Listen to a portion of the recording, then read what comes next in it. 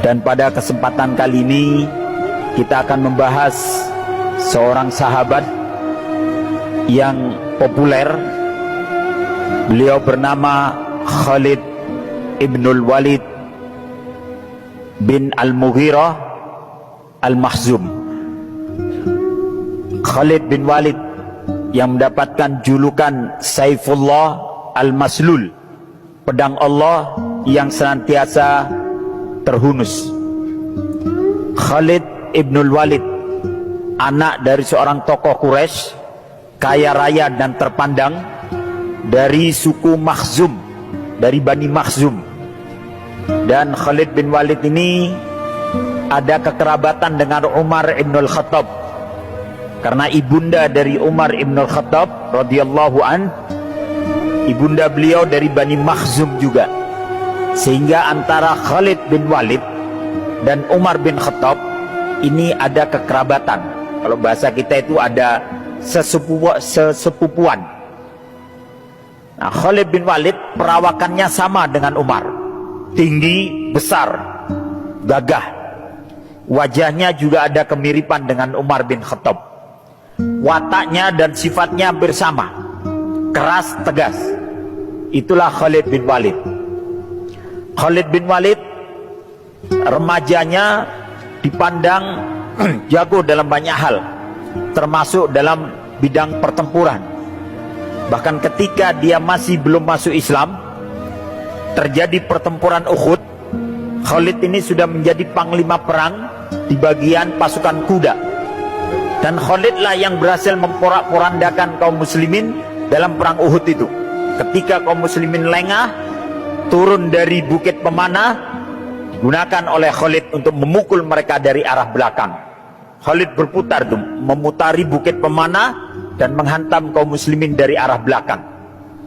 Itulah Khalid bin Walid. Ketika pada tahun ke-6 Hijrah, jadi setelah 6 tahun Rasulullah berada di Mekah, berada di Madinah, maka Rasulullah dan para sahabat ingin melaksanakan umroh pada tahun ke-6, karena sudah 6 tahun tidak bertemu dengan Mekah.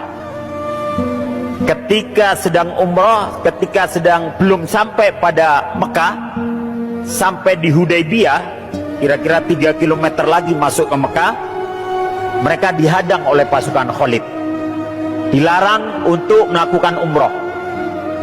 Sehingga terjadilah perjanjian Hudaybiyah. Dan salah satu poin yang menguntungkan umat Islam dalam perjanjian Hudaybiyah hanya satu, bahwa antara Quraisy dengan kaum muslimin Madinah tidak akan saling menyerang selama 10 tahun lamanya. Maka perjanjian ini deal, setuju Nabi, dan 10 tahun ini akan Nabi gunakan untuk berdakwah. Subhanallah, begitu Nabi mengutus orang-orang untuk berdakwah ke Mekah, tidak ada yang menyerang, tidak ada yang mengganggu. Sehingga Khalid bin Walid pun dan beberapa pasukannya itu selalu mengikuti ceramahnya para sahabat. Di mana ada sahabat menyampaikan Islam, Khalid di situ. Tujuan Khalid apa? Memata-matai. Bahasa kita itu menginteli, ya, diinteli oleh Khalid. Tapi hidayah itu datang kepada Khalid. Dia mendengarkan banyak kajian, akhirnya dia sadar ternyata tidak ada yang salah dalam Islam. Kitalah yang salah dalam menjalani kehidupan, kata Khalid. Tergerak itu Khalid ketika dia masih muda, begitu tergerak.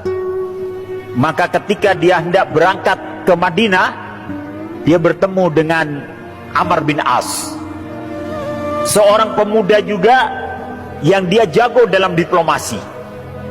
Ditanya, mau kemana kau Amr? Saya mau menemui Muhammad, sepertinya saya harus masuk Islam. Maka Khalid mengatakan, saya juga begitu. Begitu mereka berangkat lagi, ketemu dengan Utsman bin Talha, yang juga orang yang kaya raya, terpandang, pemuda yang luar biasa, yang nanti dia diberikan amanah untuk memegang kunci Ka'bah. Maka bertiga ini kemudian berangkat, Khalid bin Walid, Amr bin As, dan Utsman bin Talha.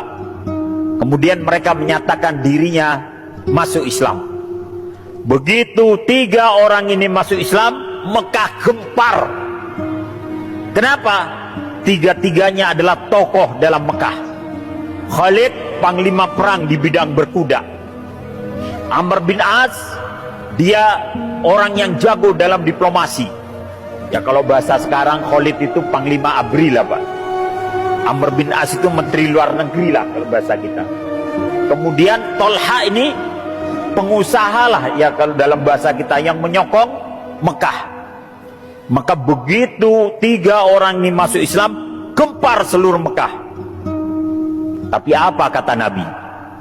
Kata Nabi, inna Makkata qad allaqat ilaina aflada kabidhiha. Kata Nabi, inna Makkata qad allaqat ilaina aflada kabidhiha.